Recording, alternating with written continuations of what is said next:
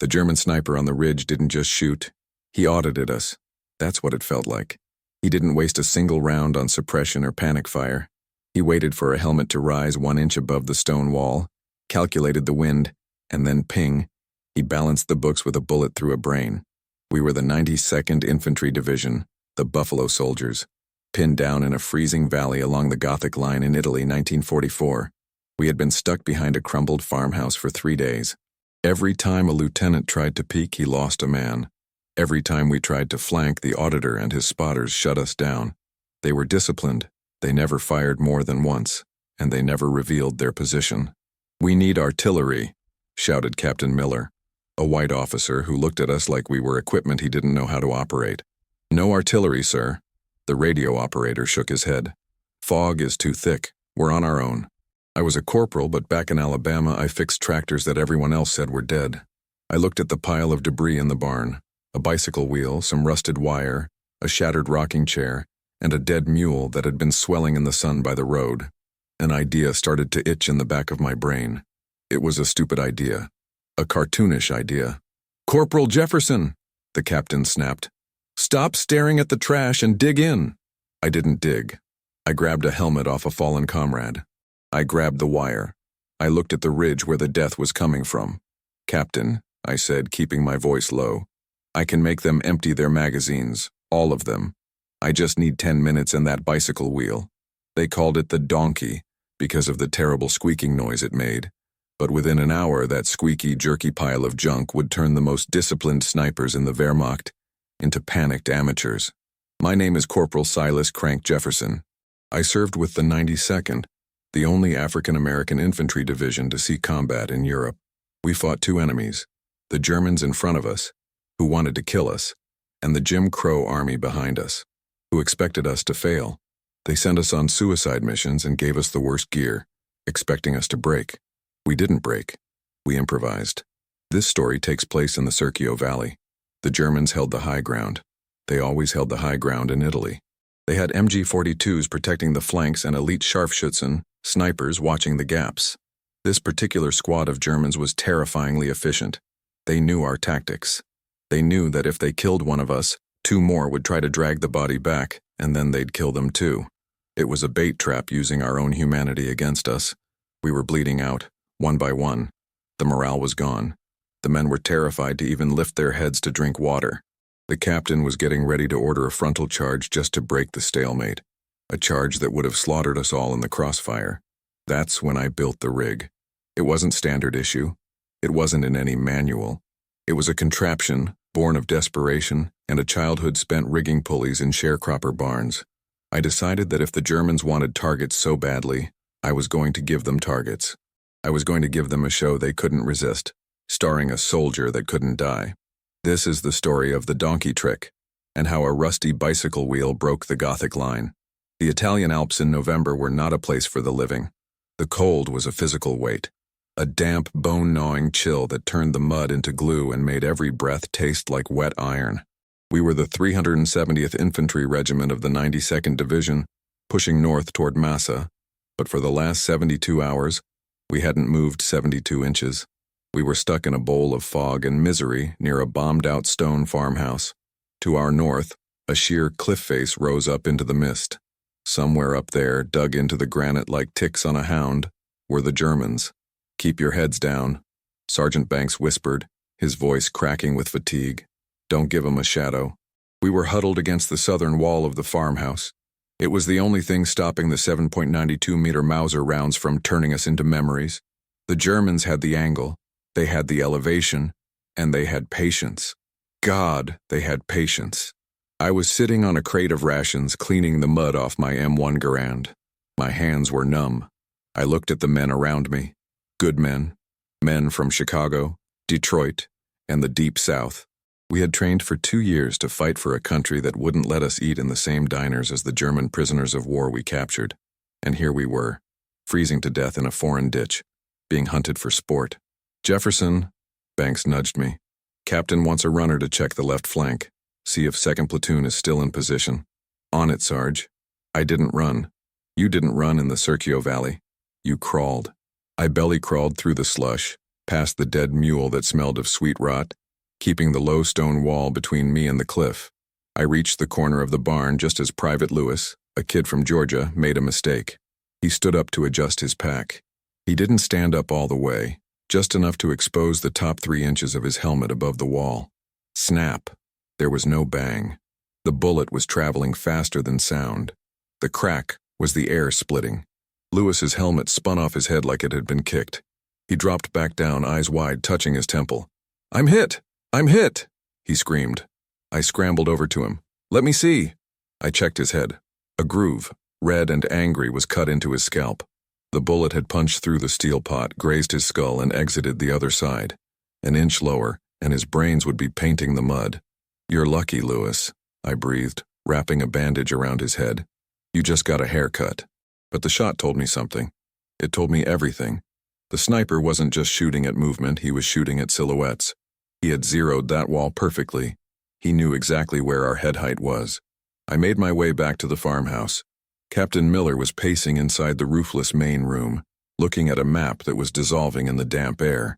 Miller was a white officer, assigned to us because he wasn't politically connected enough to get a better command. He looked at us with a mix of pity and frustration. He wanted a victory to get promoted out of here. We just wanted to survive. "Report, Corporal," Miller barked. "Lewis took a graze, sir. Sniper has the east wall dialed in. We can't move 2nd platoon without smoke, and we're out of smoke." Miller slammed his fist against the stone wall. "We have to take that ridge, Jefferson. HQ is screaming for progress. If we don't move by 1200 hours, they're sending orders for a bayonet charge." A bayonet charge, up a steep hill, against entrenched machine guns and snipers. It was a death sentence. It was suicide. "Sir," I said, "if we charge up there, we're just meat. They'll cut us down before we get halfway." "I know that, Corporal. Do you have a better idea? Because unless you can call in an airstrike in this fog, we are going over the top." I looked around the barn. My eyes landed on the junk pile again, the debris of a peasant family that had fled weeks ago. There was a bicycle frame, twisted and rusted. The front wheel was still attached, the spokes bent but the axle spinning freely. Next to it was a spool of heavy gauge wire used for grapevines, and in the corner, a broken broom handle. The idea that had been itching at me suddenly snapped into focus. It was simple mechanics. I was a mechanic. I didn't think in terms of tactics. I thought in terms of leverage and motion. "I need an hour, Captain," I said. "For what, to pray?" "To build a decoy, sir, not a scarecrow, a machine." Miller looked at me like I had lost my mind. "A machine? Jefferson, have you got trench fever?" "Sir, that sniper is disciplined. He shoots at heads. He shoots at rhythm. If I stick a helmet on a stick, he won't shoot. He knows that trick. He's seen it 100 times. The movement is wrong. It's an arc. It looks fake." I walked over to the bicycle wheel and gave it a spin. It squeaked. A high-pitched "ee-er, ee-er." "But what if the target moves laterally?" I continued, my voice gaining speed. "What if it bobs and weaves? What if it runs like a man?" Miller looked at the wheel, then at the cliff, then at his watch. "You have 45 minutes, Corporal. If this machine of yours doesn't work, you're leading the charge up that hill." "Yes, sir." I got to work. I pulled Private Smalls and Private Washington to help me. "Crank, what the hell are we doing?" Smalls asked, holding the bicycle frame while I used a pair of pliers to strip the tire off the rim. "We're going fishing," I said, twisting the wire, "and we're catching a Nazi." I took the rim of the bicycle wheel. I removed the tire so it was just the metal channel. I rigged the wheel to the top of the broom handle, but I mounted it loosely, so it could wobble. Then came the genius part, the pulley system. I ran the grapevine wire from the barn, out through a hole in the wall and attached it to a tree stump about 20 yards to the left. I pulled it tight, about 4 feet off the ground. Head height. "Washington, give me your helmet," I said. "You gonna get it shot up, Crank?" "That's the point." I didn't just put the helmet on the wire. I hung it from the bicycle hub using a piece of coat hanger. The hub would ride along the tight wire like a cable car. But here was the trick. I attached a second line, a pull cord, to the helmet rig. "Okay," I explained to the confused squad. "When I pull this cord, the helmet slides along the wire behind the wall. Because of the bicycle hub, it doesn't slide smooth. It chatters. It jumps. It looks like a guy running crouched over, his head bobbing up and down. I set up the bicycle frame inside the barn as the anchor. I sat behind it like I was operating a puppet show. "Smalls," I said. "Go to the other end of the wire. When I yell pull, you yank the line to bring it back to you. When I yell slack, let it go and I'll pull it back to me." "This is stupid," Smalls muttered. "They ain't gonna shoot at a floating helmet." "It won't be floating," I said, grabbing a dirty tunic and stuffing it with straw to drape under the helmet. "And it won't be silent." I greased the axle of the wheel, but not all of it. I left a dry spot. I gave it a test pull. The helmet jerked forward along the wire. Squeak, thump, squeak. The motion was erratic. It looked panic-stricken. It looked exactly like a terrified soldier sprinting from cover to cover. "Captain," I called out. "We're ready." Miller walked over. He looked at the contraption. A helmet hanging from a bicycle wheel on a grapevine wire. He shook his head. "Jefferson, if this works, I'll buy you a bottle of whiskey. If it doesn't, I'm putting that wheel on your grave." I took my position behind the wall. I held the pull cord. My heart was hammering. "Everyone get to the firing ports," Miller ordered. "Don't fire. Just watch. I want to see where the muzzle flashes come from." The men lined up at the cracks in the stone wall. I took a deep breath. I looked at the gray fog covering the cliff. "All right, Fritz," I whispered. "Come and say hello to the donkey." I yanked the cord. Scree-chunk. The helmet shot out from behind the barn, bobbing violently along the top of the wall, the bicycle wheel screaming like a dying animal. The sound was the first thing to hit the valley. Scree-chunk, scree-chunk. It sounded less like a machine and more like a rusty gate swinging in a hurricane. It was the sound of the dry axle grinding against the wheel hub, amplified by the echo of the stone barn. The helmet, stuffed with straw and draped in that dirty tunic, jerked along the top of the wall. It didn't glide. It lurched. It dipped. It sped up and slowed down as the wire flexed. To the naked eye at 200 yards, through the mist, it looked exactly like a desperate GI sprinting for his life, tripping, recovering, and sprinting again. For 3 seconds, nothing happened. The valley held its breath. "They ain't buying it," Smalls whispered from the other end of the line. Then, the mountain erupted. Crack, crack. 2 shots. Almost simultaneous. Dirt kicked up on the wall right below the helmet. Pull it back, I yelled. Smalls yanked his cord. The donkey reversed direction instantly, erratically, like a soldier realizing he ran into fire and doubling back. Crack zing. Spang! A bullet struck the helmet. The steel pot rang like a church bell. The impact spun the rig around, making the tunic flare out. But because it was hung on a flexible wire, the target didn't drop. It just danced. To the Germans, this was impossible. A man had just taken a round to the head and was still running. "They're opening up!" Captain Miller yelled, his eyes glued to his binoculars at the window slit. "Spotters! Call out the flashes!" The discipline of the German snipers broke. Usually they fired one shot and relocated. But they were frustrated. They were confused. The runner was mocking them. Ping, ping. 2 more hits on the helmet. The wire jumped. The bicycle wheel screamed its rhythmic protest. E-er, E-er. "I see him," yelled Private Washington. 11 o'clock. The split rock with the moss. Muzzle flash. "Got one at 2 o'clock, yelled Sergeant Banks. "In the roots of that dead chestnut tree." I kept working the line. My arms were burning. I was playing tug-of-war with death. I jerked the cord hard, sending the donkey sprinting left again. The German fire intensified. It wasn't just the snipers anymore. The riflemen in the trenches, seeing their elite marksmen fail to drop a single runner, joined in. The sheer volume of fire was staggering. They were dumping clip after clip of Mauser ammunition at a bicycle wheel. "Look at 'em go," Lewis laughed, clutching his bandaged head. "They're mad as hornets." "Keep it moving, Jefferson. Don't let it stop," Miller ordered. He was frantically marking positions on his map with a grease pencil. "That's 3, 4, 5 positions revealed."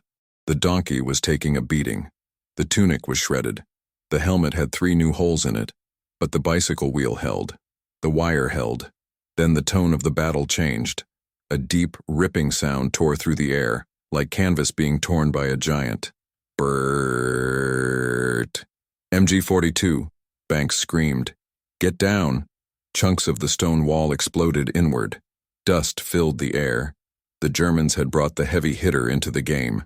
They were so desperate to kill the unkillable soldier that they had uncorked their main heavy machine gun nest. "That's what we needed," Miller shouted over the roar. That's the nest that's been pinning the battalion down for a week. Where is it? Who sees it? I couldn't see anything. I was face down in the dirt, still holding the pull cord. The wire above me was singing as bullets struck it. It's the cave, Smalls yelled from across the barn. Center mass, halfway up the cliff. The muzzle flash is lighting up the fog. The MG-42 poured fire for 10 straight seconds, a burst of 200 rounds. They shredded the donkey. They cut the tunic in half. Finally, a lucky round severed the grapevine wire. The rig collapsed. The bicycle wheel, the helmet, and the shreds of the uniform fell into the mud outside the wall. Silence returned to the valley. The Germans must have been cheering up there. They thought they had finally killed the runner. They probably thought they had cut down a high-value messenger. Inside the barn, we were alive, and we were grinning. Captain Miller looked at his map. It was now covered in red marks. We got them. We know where the snipers are. We know where the rifle pits are.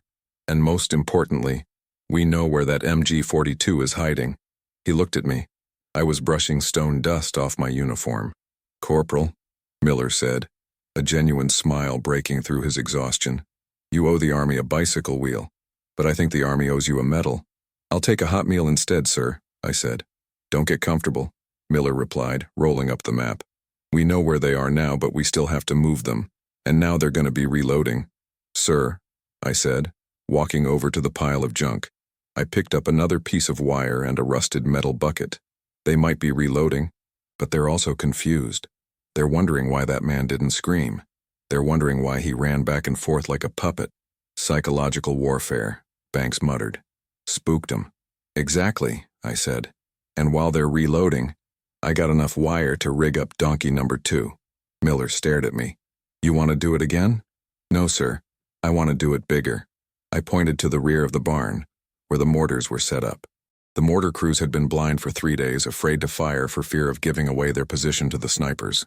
Give me the coordinates for that MG-42 cave, I said to the captain. Then let me run the donkey again on the right flank. Make them turn their guns that way. Make them look at the puppet. While they're staring at the squeaky wheel, we drop a 60mm mortar round right into their laps. Miller nodded slowly. The bait and switch. They ran out of ammo shooting at a ghost, sir, I said, picking up a second helmet from a casualty pile. Now let's see how they handle the real thing. We spent the next 20 minutes rigging the second line. This time we didn't have a bicycle wheel. I used a rusted pulley from a well bucket. It didn't squeak as loud, so I tied a tin can filled with rocks to the rig. Clank, rattle, clank. It sounded like a tank tread coming loose. It was ugly. It was perfect. Mortar team, are you ready? Miller whispered into the radio handset. Ready, tubes up. Elevation set for the cave. Wait for my signal. Jefferson, get the donkey moving. I looked at Smalls. He was grinning. He had his end of the line wrapped around a shovel handle for better grip. Ready, Crank? Let's give 'em hell, I said. I yanked the cord. The second donkey rattled out from the right side of the barn, clanking and banging against the rocks. Immediately, the Germans took the bait. They were on edge now. They reacted instantly. The snipers fired. The MG-42 traversed, swinging its barrel from the spot where they killed the first runner over to the new noise. Bert!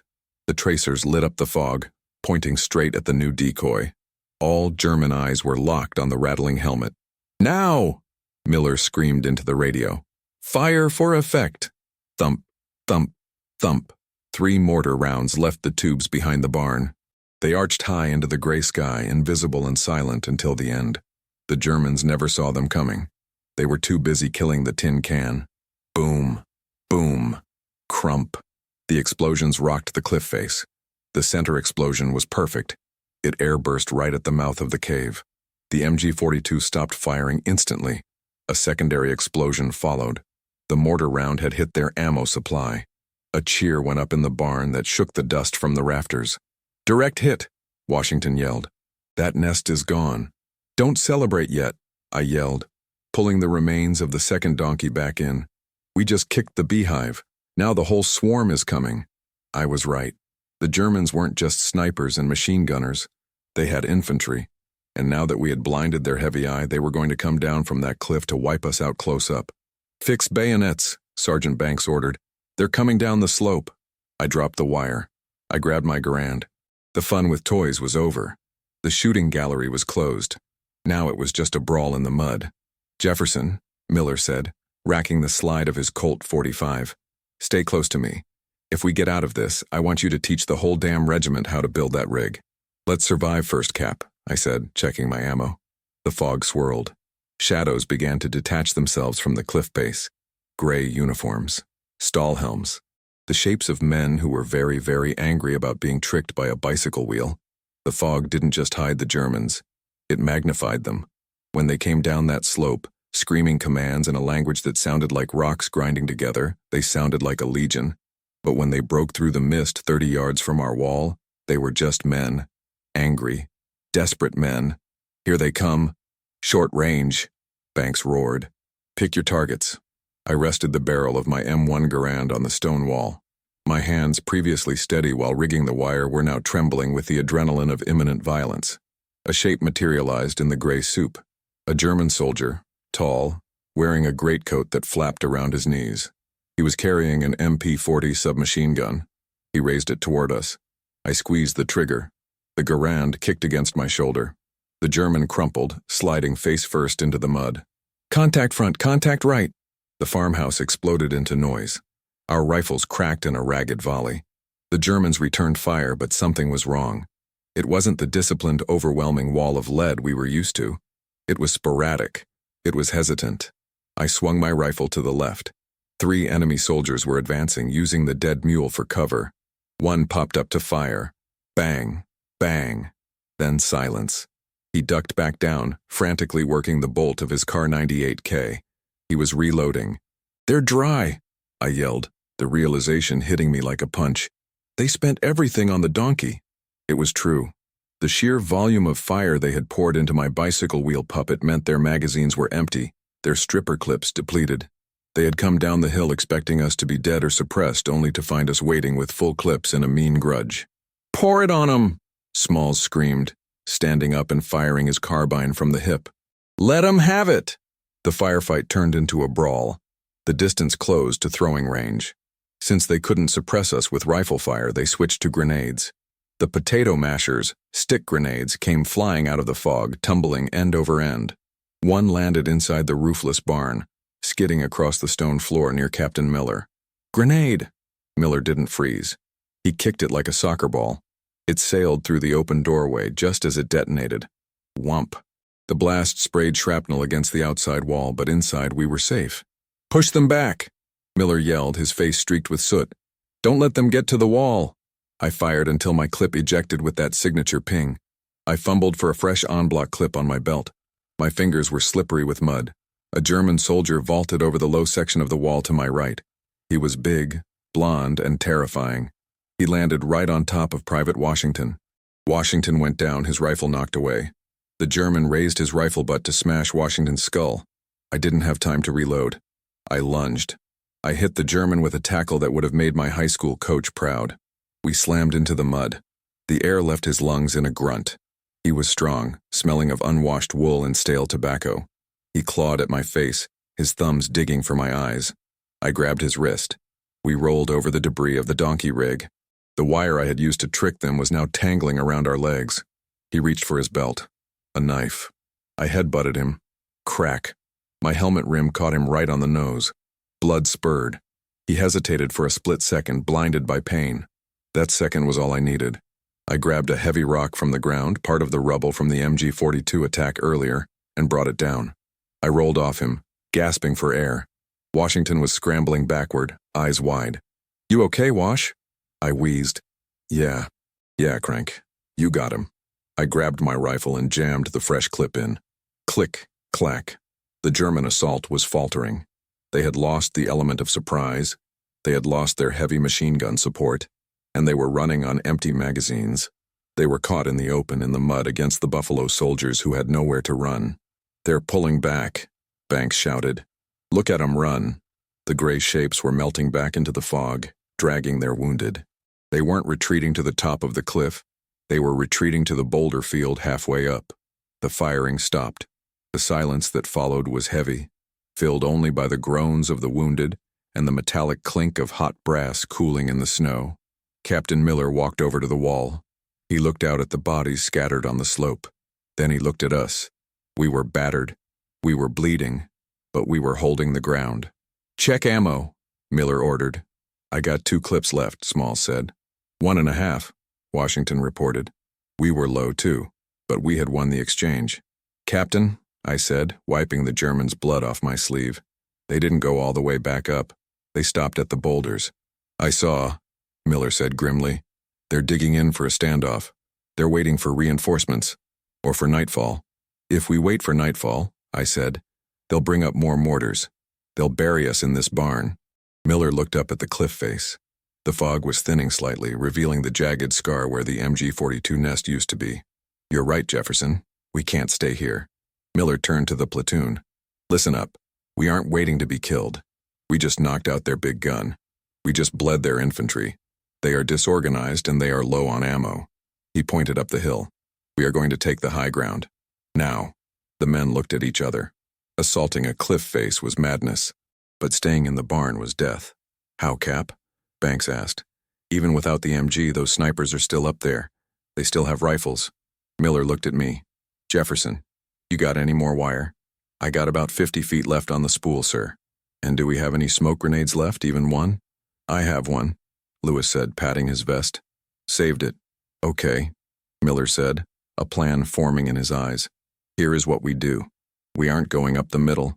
We are going up the donkey route." "The donkey route?" I asked. "The snipers are obsessed with that wall now," Miller explained. "They hate it. They want to kill whatever comes from behind it. So we are going to give them one last show." He turned to me. "Rig it up again, Corporal. But this time tie the smoke grenade to it. Pull the pin, send it out. When the smoke pops, they'll fire blind into the cloud, thinking we're charging through it." "And while they shoot at the smoke?" I asked. "While they shoot at the smoke," Miller pointed to the sheer rock face on the far left, the one that looked impossible to climb. "We climb the chimney. Free climb. No gear. Just rifles and knives." It was insane. The chimney was a vertical crack in the granite. It was slippery, wet, and steep, but it was also in the blind spot of the sniper nests. "If we slip, we die," Washington whispered. "If we stay, we die," I said. "I'd rather die climbing than hiding." I went back to the wire. My hands were shaking, but not from fear anymore. They were shaking from exhaustion. I rigged the line one last time. I took Lewis's smoke grenade. I taped it to the battered, bullet-riddled rim of the bicycle wheel. "This is the encore," I muttered to the machine. "Make it count." The men stripped off their heavy packs. They tightened their bootlaces. They looked at the cliff. "Ready on the line?" I called out. "Ready?" Smalls answered, holding the pull cord. Miller looked at his watch. "Go." I pulled the pin on the smoke grenade. I let the spoon fly, fizz. I shoved the rig hard. The donkey squeaked and rattled out into the open, trailing a thick plume of white phosphorus smoke. It looked like a locomotive charging the hill. Immediately the German fire returned. Crack, crack, crack. They were firing wildly into the smoke, terrified of a charge. "Move! Move! Move!" Miller whispered. We broke cover, but we didn't run into the smoke. We ran left, hugging the shadows, sprinting toward the vertical crack in the mountain wall. I was the last one to leave the barn. I took one look back at my invention, the smoking, rattling wheel drawing all the hate of the German Empire. "Good boy," I whispered. Then I turned and ran toward the cliff. The real battle for the Gothic line was about to start, and this time there were no tricks, just fingernails on wet rock and the devil at our heels. The chimney wasn't a path. It was a vertical scar in the granite, a jagged fissure barely wide enough for a man's shoulders, slick with freezing moss and meltwater. It was the kind of place where mountain goats went to die, and we were climbing it with full combat loads. "Don't look down," I whispered to myself, jamming my boot into a crevice not much bigger than a matchbox. "Don't look down, just look at the rock." Below us, the valley was echoing with the sounds of our distraction. The German machine guns were still hammering away at the smoke cloud drifting from the barn. Thump, thump, thump. Every burst was a bullet that wasn't aimed at us. The donkey was dying a loud, glorious death so we could live. My hands were raw meat. The granite shredded my gloves in the first 50 feet. Now it was just skin against stone. The cold numbed the pain, which was dangerous. If you can't feel the rock, you don't know if you're holding it. I was third in line. Captain Miller was above me. climbing with a grim, silent determination. Below me was Private Washington, his breath coming in ragged, terrified hitches. "Crank," Washington hissed, his voice trembling. "I'm slipping. My boot. I can't find a hold." I looked down. Washington was spread-eagled, his left boot scraping uselessly against the wet slate. His eyes were huge white circles in the gloom. If he fell, he'd take everyone below him down like a string of dominoes. "Don't panic, Wash," I whispered, locking my own grip. "Jam your knee in, use the bone, wedge it. It hurts. Pain is friction. Friction keeps you alive. Jam it." He slammed his knee into the crack. He whimpered, but he stopped sliding. We inched upward. 10 minutes. 20. The sounds of battle below grew fainter, distorted by the wind whipping around the cliff face. We were entering the cloud layer. The world turned into a white, silent void. Then Miller stopped. He raised a hand. We had reached the lip. We weren't just at the top of the cliff, we were on the flank of the German position. We huddled on a narrow ledge, chests heaving, steam rising from our uniforms. Miller crawled forward through the snow and peered over the edge of a boulder. He froze. Then he waved me forward. I crawled up beside him. What I saw made my blood run cold and hot at the same time. We were directly behind them. The German position wasn't just a few foxholes. It was a network of dugouts reinforced with logs and sandbags, facing down toward the valley. I saw the mortar pit. I saw the relief crews smoking cigarettes, laughing, thinking the battle was won. I saw the snipers, the auditors, lying prone on their mats, spotting scopes trained on the barn far below. They were so confident.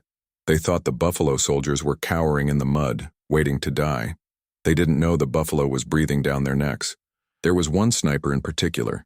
He was isolated on a rock outcropping wrapped in white camouflage.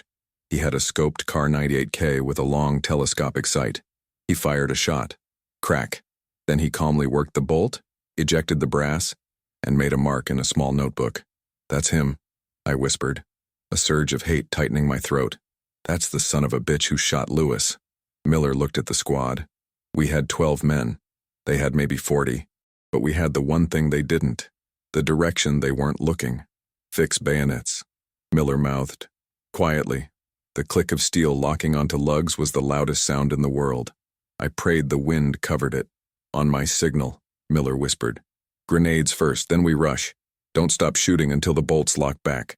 We pulled the pins on our frag grenades. I held mine tight, the spoon pressing into my palm. I looked at the sniper again. He was adjusting his scope.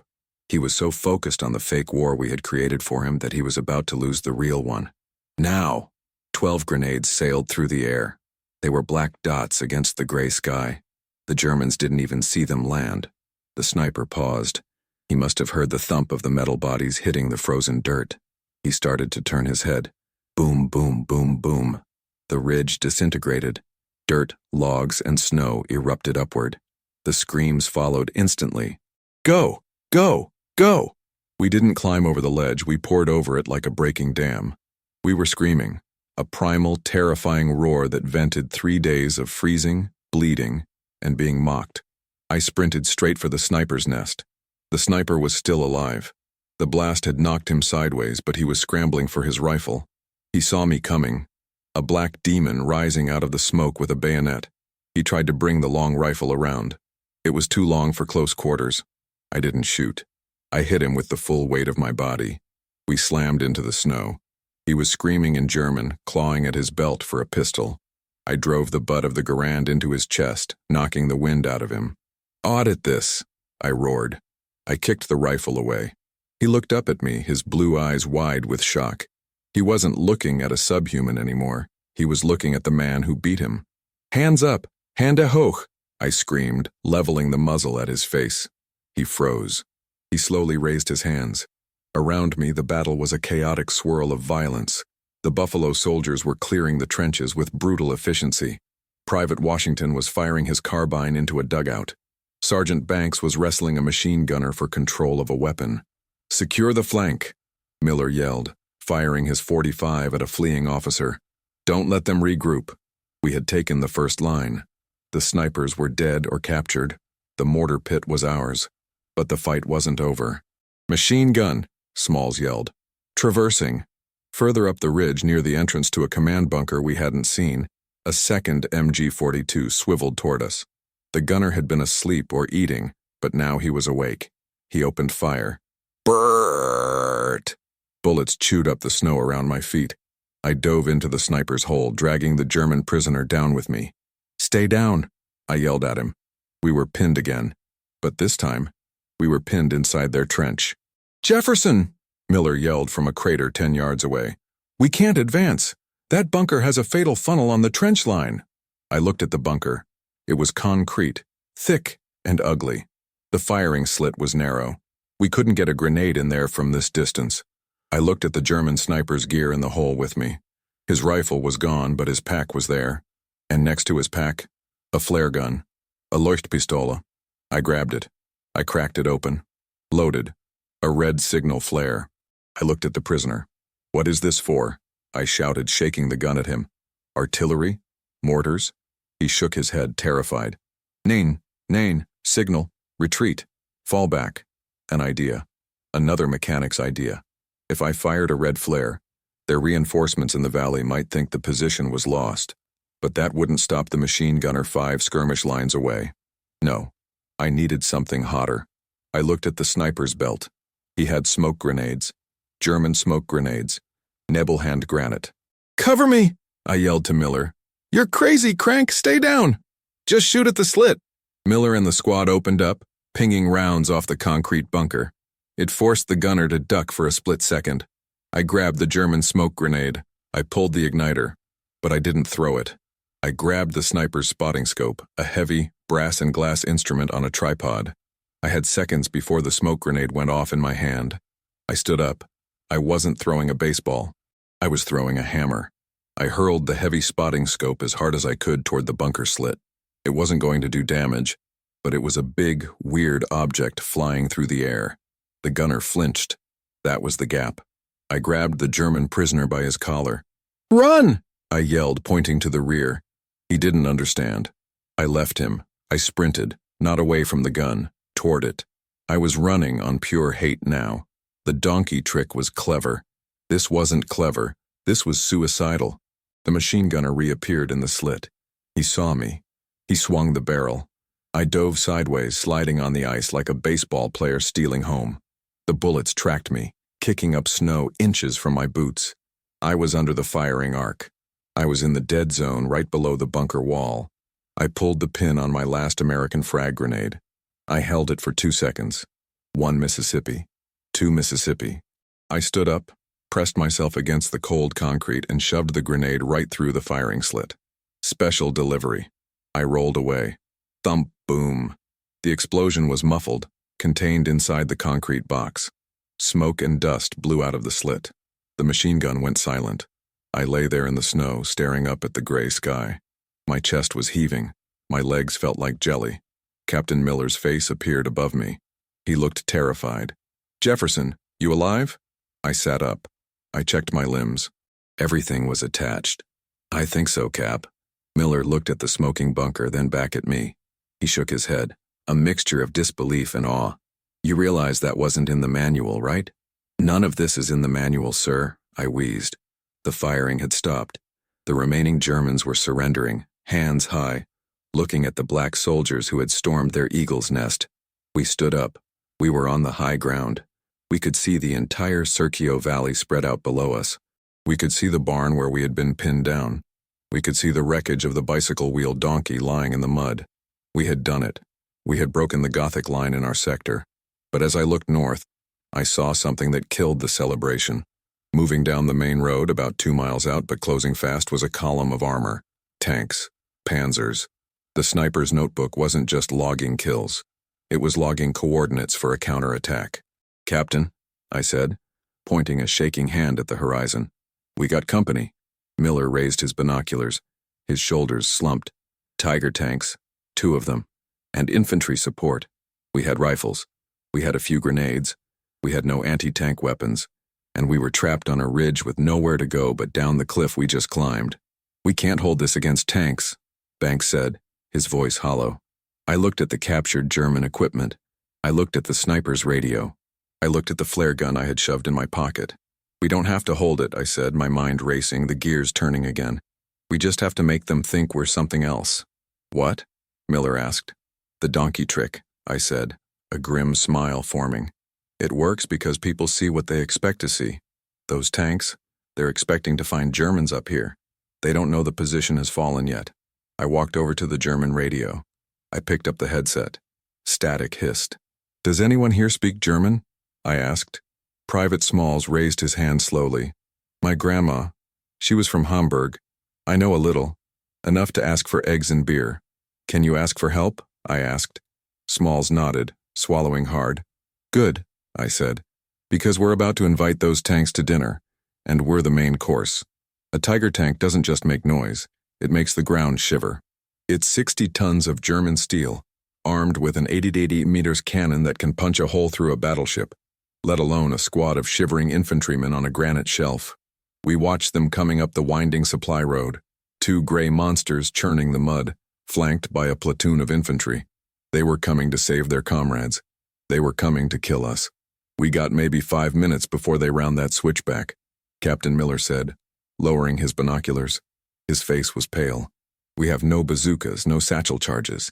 If they see us, they'll turn this ridge into a graveyard. I looked at the captured German bunker. I looked at the dead sniper. Then I looked at the crate of weapons near the bunker entrance. Smalls, I barked. Get on that radio, now. Smalls looked like he was about to vomit. He put the headset on. What do I say, Crank? I don't know military code. Just talk, I said. Tell them you're the German commander up here. Tell them the position is secure, but the Americans are flanking from the east. Tell them to hurry up the road. Why do you want them to hurry? Banks asked. We want them to stop. No, I said, prying open the wooden crate I had spotted. Inside were 4 distinct shapes. Metal tubes with bulbous warheads. Panzerfausts. The German single-shot anti-tank weapon. I want them to come close. I want them to come right into the kill box. But I need them to think they're driving into a friendly parade. I grabbed a Panzerfaust. It was simple, primitive. A child could fire it. Safety off, aim, fire, I muttered. Smalls, talk, Miller ordered. Smalls keyed the mic. His voice cracked. Achtung, Achtung, hier ist Oberleutnant Weber. He looked at the dead officer's name tag. We are holding Amerikaner. Attacking east side. Schnell, come up. Static crackled. Then a harsh voice replied in rapid-fire German. Smalls went white. He asked for the color of the day, the authentication flare. My hand went to my pocket. The flare gun I had taken from the sniper. Ask him what color he wants, I hissed. I can't ask that. He'll know, Smalls whispered frantically. The voice on the radio grew angrier. I looked at the flare gun. It was loaded with a red cartridge. It was a 50-50 shot. If red meant enemy overrun, they would shell us. If red meant position secure, they would come up. Fire it, Miller said. We have no choice. I pointed the flare pistol straight up. I pulled the trigger. Thump. The red phosphor ball soared into the gray sky, burning bright against the clouds. We held our breath. The tanks stopped. Their turrets rotated slightly. Then the lead tank revved its engine. Black smoke poured from its exhaust. It started moving forward again. Red means go, I exhaled. Thank you, Jesus. They're coming, Miller said. Everyone hide. If they see a black face, the jig is up. Not everyone, I said. We need a welcoming committee. I ran over to the body of the German officer, the Oberleutnant Weber Smalls had impersonated. Rigor mortis hadn't set in yet. He was limp. Banks, help me. We dragged the dead officer to the edge of the bunker, propping him up against sandbags so he was facing the approaching road. I took his MP40 and wedged it under his arm. I tilted his helmet forward to hide his dead eyes. From 50 yards away, he looked like a weary commander watching his reinforcements arrive. This is sick, Jefferson, Banks muttered. This is survival, I said. Now get back. We scrambled into the ditch behind the bunker. I clutched the Panzerfaust to my chest. The tube was cold metal. The instructions were printed right on the warhead in German. Achtung, Feuerstrahl, beware of fire jet. The ground shook harder. The squeal of tracks on rock was deafening. The first Tiger rounded the bend. It was massive. The cross on the side was painted black and white. The commander's hatch was open. A German tanker in a black uniform was standing up, looking at the ridge. He saw the red flare still drifting down.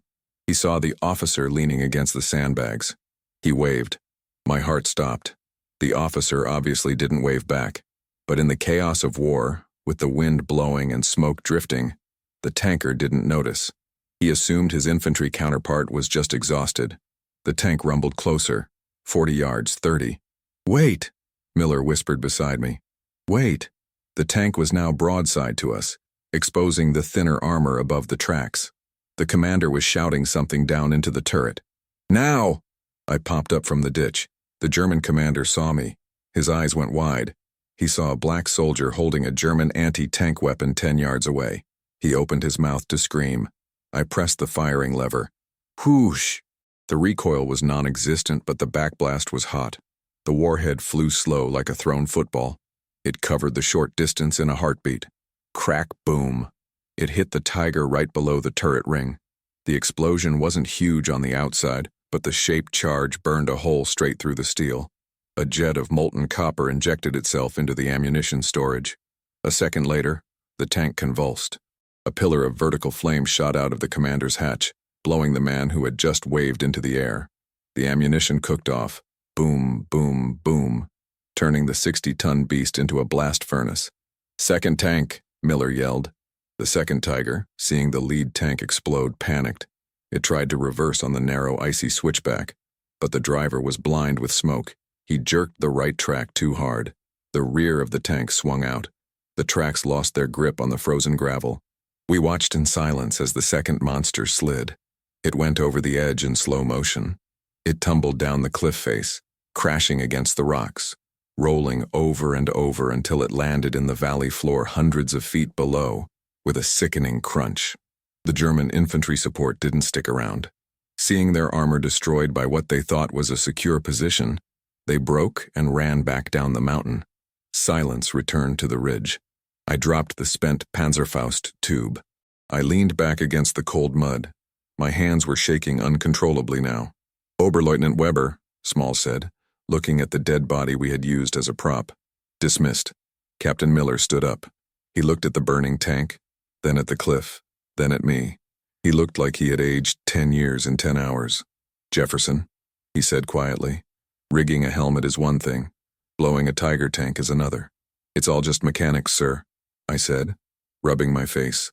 Leverage, deception, and a little bit of luck. Mechanics, Miller scoffed, a smile finally breaking through. When we get back to base, I'm putting you in for the Silver Star, and if they try to deny it because of the color of your skin, I'm going to burn the damn headquarters down myself. I appreciate that, Captain, I said, but right now, I just want that whiskey you promised me. Miller reached into his pack. Miraculously, the small flask was unbroken. He unscrewed the cap and handed it to me. To the donkey, Miller said.